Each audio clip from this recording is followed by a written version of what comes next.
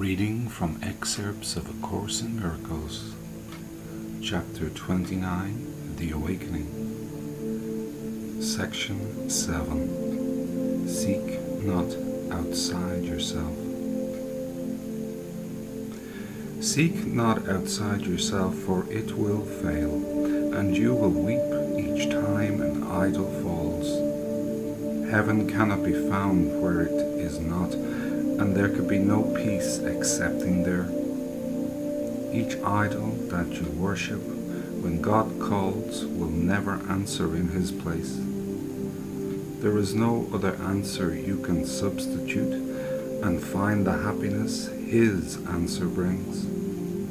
Seek not outside yourself, for all your pain comes simply from a futile search for what you want, insisting where it must be found. What if it is not there?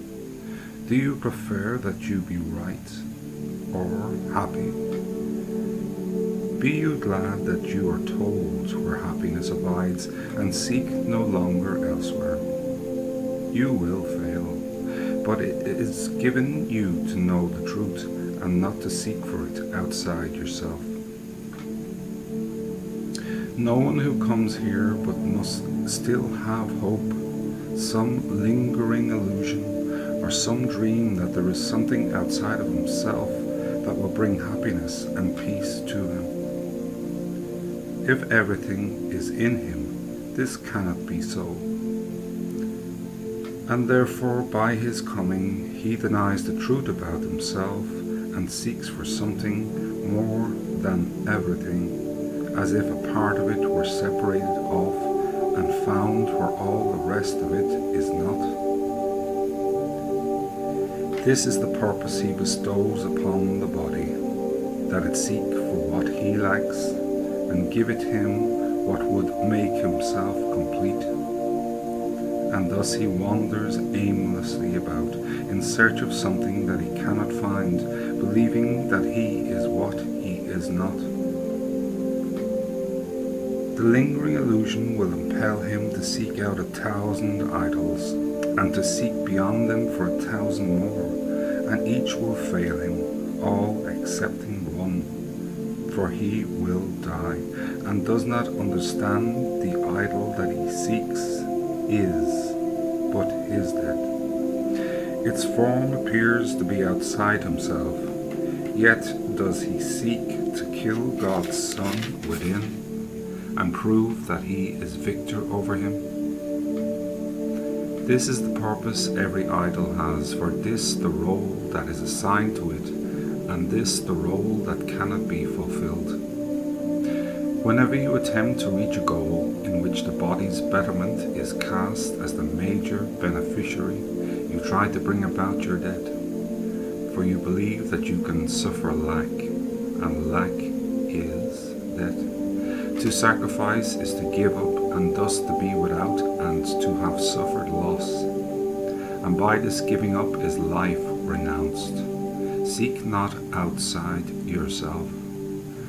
The search implies you are not whole within, and fear to look upon your devastation, but prefer to seek outside yourself for what you are.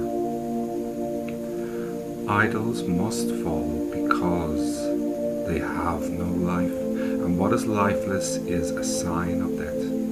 You came to die, and what would you expect but to perceive the signs of death you seek? No sadness and no suffering proclaim a message other than an idol found that represents a parody of life which, in its lifelessness, is really death, conceived as real and given living form. Yet each must fail and crumble and decay, because a form of death cannot be life, and what is sacrificed cannot be whole. All idols of this world were made to keep the truth within from being known to you, and to maintain allegiance to the dream that you must find what is outside yourself to be complete and happy. It is vain to worship idols in the hope of peace. God dwells within you, and your completion lies in him. No idol takes his place. Look not to idols. Do not seek outside yourself. Let us forget the purpose of the world the past has given it, for otherwise the future will be like the past, and but a series of depressing dreams in which all idols fail you, one by one, and you see death and disappointment everywhere. To change all this and open up a road of hope and of release in what appeared to be an endless circle of despair, you need but to decide. You do not know the purpose of the world. You give it goals it does not have, and thus do you decide what it is for. You try to see in its a place of idols found outside yourself, with power to make complete what is within by splitting what you are between the two. You choose your dreams, for they are what you wish, perceived as if it has been given you. Your idols do what you would have them do, and have the power you ascribe to them, and you pursue them vainly in the dream, because you want their power as your own. Yet where are dreams but in a mind asleep? And can a dream succeed in making real the picture it projects outside itself? Save time, my brother, learn what time is for, and speed the end of idols in a world made sad and sick by seeing idols there. Your holy mind is altar unto God, and where He is, no idols can abide. The fear of God is but the fear of loss of idols. It is not the fear of loss of your reality, but you have made of your reality an idol, which you must protect against the light of truth. And all the world becomes the means by which this idol can be saved. Salvation thus appears to threaten life and offer death. It is not so.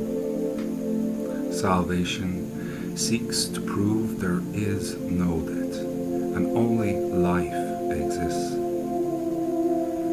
The sacrifice of death is nothing lost. An idol cannot take the place of God. Let him remind you of his love for you, and do not seek to drown his voice in chants of deep despair to idols of yourself. Seek not outside your Father for your hope, for hope